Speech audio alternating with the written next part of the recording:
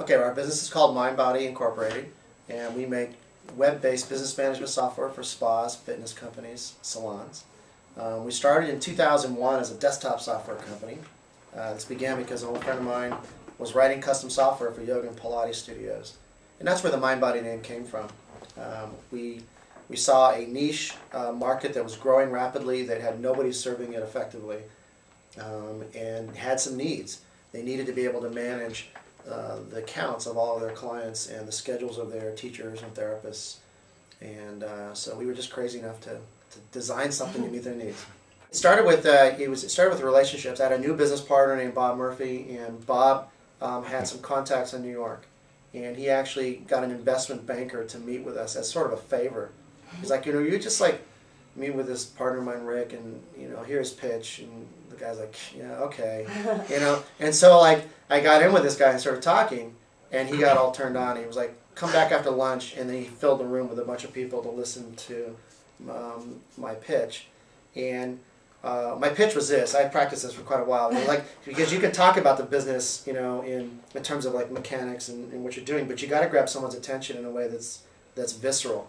And so this was my pitch. My pitch was, if any one of us here in the room wanted to book a flight to Paris, and book a hotel, and book your tour package or your Eurail pass, you could go to a website and you could compare prices and read consumer reviews. And this is, you know, this was in 2005 even. You can do that very quickly, right? If you wanted to buy a laptop computer, you could go online, you could read all the specifications, you could read consumer reviews, you could get the best price, and you can make an intelligent buying decision. But if you wanted to get a haircut at the place around the corner, you got to pick up the phone. All right, that was my pitch. And so we're going to solve that problem, right?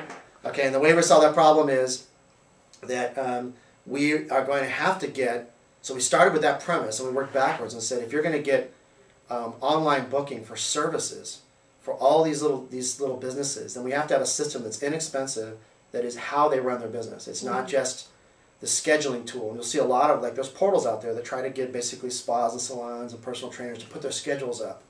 But that's not integral to their business. So they're having to do this in parallel.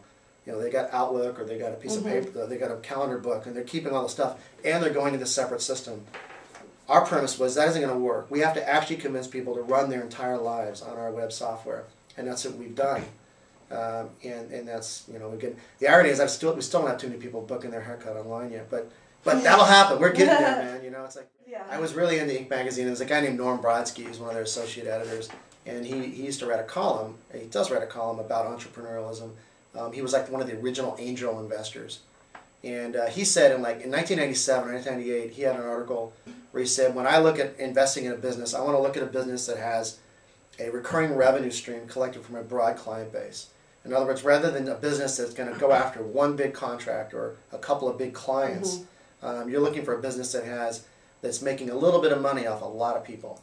And so that's how we structure this. If you look at how MINDBODY, how we're priced, our whole engine, which is all about just sucking in all these new clients constantly, that's all because of that original concept of recurring revenue, small amount of money from a large number of people, because of the stability that provides. So make a decision. So I wanted clients like that.